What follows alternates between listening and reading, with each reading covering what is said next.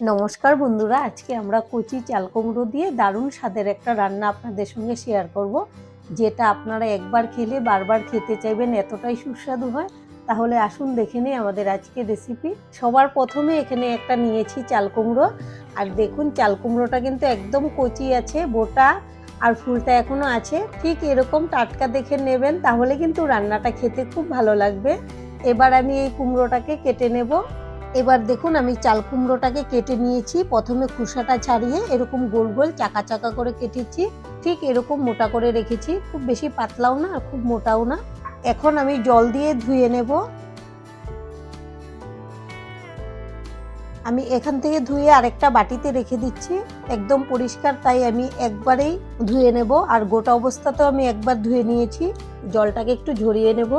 এবার দিয়ে দেব লবণ আর দেব হলুদের গুঁড়ো। এখন লবণ আর হলুদ দিয়ে কুমড়োগুলোকে খুব ভালো করে মেখে নেব, যেন প্রত্যেকটা কুমড়োতে লাগে। আর এদিকে গ্যাসে একটা প্যান বসিয়েছি, এখন প্যানটাকে ভালো করে গরম করে নেব। এবার দিয়ে দেব সর্ষের তেল। আমি রান্নাটা সর্ষের তেলেই করছি, আপনারা চাইলে সাদা তেলেও করতে পারেন, তবে সর্ষের তেলে করলেই বেশি ভালো হয়। এখন তেলটাকে একটু ছড়িয়ে নেব। এবার একটা একটা করে আমি এই তেলের মধ্যে দিয়ে দেব।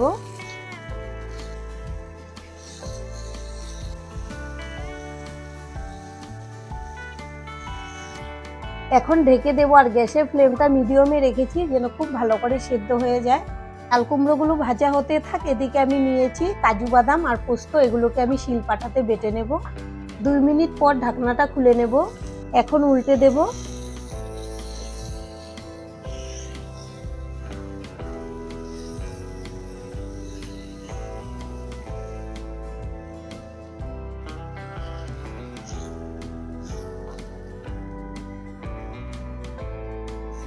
আবারও ঢেকে দেবো আর এভাবে আমি উল্টে পাল্টে ঢেকে ঢেকে চাল কুমড়োগুলোকে ভেজে নেব।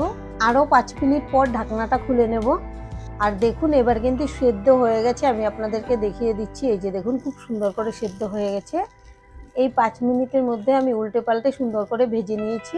এখন আমি একটা প্লেটে তুলে নেব আর এভাবেই বাদ বাকিগুলোকেও ভেজে নেব। দেখুন, দুই সাইড থেকে খুব সুন্দর ভাজাটা হয়ে গেছে। দেখুন, আমি সবগুলো চাল কুমড়ো ভেজে নিয়েছি। এখন ফোড়ন দেব, তার জন্য নিয়েছি সর্ষের তেল। এখন দিয়ে দেব প্যানের মধ্যে সর্ষের তেল। তেলটাকে ভালো করে গরম করে নেব। ফোড়নে দেব একটা শুকনো লঙ্কা একটু চিড়ে দিয়েছি, আর কয়েক দানা নিয়েছি গোটা জিরে। এখানে চাইলে আপনারা কালো জিরেও দিতে পারেন, যেটা ভালো লাগে দিয়ে দেবেন।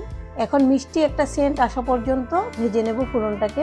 আমি 25 সেকেন্ডের মতো ভেজে নিয়েছি, ফোড়ন থেকে মিষ্টি একটা সেন্টও বেরিয়েছে।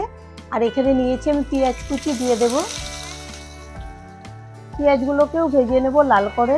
এবার দেখুন, পেঁয়াজগুলো আমি সুন্দর লাল করে ভেজে নিয়েছি।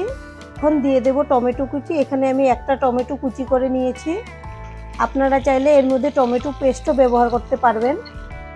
আর এখানে নিয়েছি 3-4টা কাঁচা লঙ্কা চেরা, আমি কাঁচা লঙ্কাগুলো দেব। আর একটু লঙ্কার গুঁড়োও ব্যবহার করব, ঝালটা আপনারা আপনাদের স্বাদ অনুযায়ী কমিয়ে বাড়িয়ে নেবেন। একটু টমেটোটাকে নেড়ে নিলাম। এবার দিয়ে দেব স্বাদ অনুযায়ী লবণ।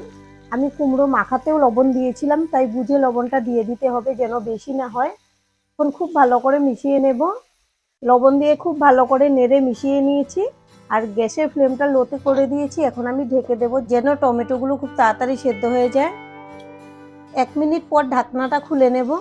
এবার এখানে নিয়েছি আদা আর রসুন বাটা, এটাও দিয়ে দেব। তবে আদা রসুনটা যদি আপনাদের পছন্দ লাগে তবে দেবেন, না দিলেও হবে যদি ভালো না লাগে। এখন আদা রসুনটাকে একটু ভেজে নেব, এর কাঁচা সেন্টটা চলে যাওয়া পর্যন্ত। প্রায় 1 মিনিট হবে ভেজে নিয়েছি আদা রসুন। এবার এখানে নিয়েছি কিছু গুঁড়ো মশলা, নিয়েছি ঝাল লঙ্কার গুঁড়ো, ধনে গুঁড়ো, হলুদ গুঁড়ো আর জিরে গুঁড়ো, দিয়ে দেব। এবার প্লেটটা ধুয়েও একটু জল দিয়ে দেব, এতে করে মশলাটা লেগে যাবে না, কষাতেও সুবিধে হবে। এবার নেড়ে ভেজে নেব মশলাগুলোকে 2 মিনিটের মতো কষিয়ে নিয়েছি, তেলও ছেড়ে দিয়েছে। এখন আমি পোস্ত আর কাজু বাদাম বাটাটা দিয়ে দেব এর মধ্যে। বন্ধুরা, এভাবে একবার রান্নাটা করে খাবেন, দারুণ লাগে। আপনারা গরম গরম ভাতের সঙ্গে যদি এটা রান্না করে খান, আর কিছুই লাগবে না, এতটাই সুস্বাদু হয় এই রান্নাটা। আমরা বেশিরভাগ সর্ষে দিয়ে রান্নাটা করি, কিন্তু এভাবে কাজু আর পোস্ত দিয়ে রান্না করে খেয়ে দেখবেন, আরও বেশি ভালো লাগে। এবার আমি ভালো করে মিশিয়ে নেব। পোস্ত আর কাজু বাদামটা দিয়েও আরও 1 মিনিটের মতো নেড়েচেড়ে ভেজে নিয়েছি। দেখুন তেলও ছেড়ে দিয়েছে। এখন আমি পোস্তর বাটিটা ধুয়ে দিয়ে দেব 1 বাটি জল।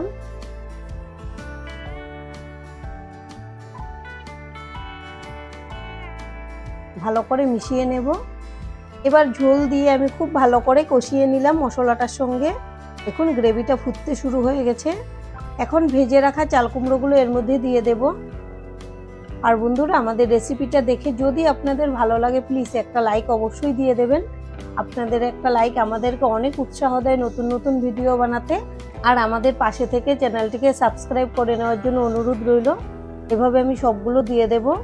আমি একটা গোটা কুমড়ো পুরোটাই দিয়ে দিয়েছি, কেননা এটা একবার খেলে আবারও খেতে চাইবেন, তাই আমি একটু বেশি করেই বানিয়ে নিচ্ছি। এখন আমি গ্রেভির সঙ্গে ভালো করে মিশিয়ে নেব। প্রত্যেকটা কুমড়োর গায়ে যেন খুব ভালো করে মেশে গ্রেভিটা।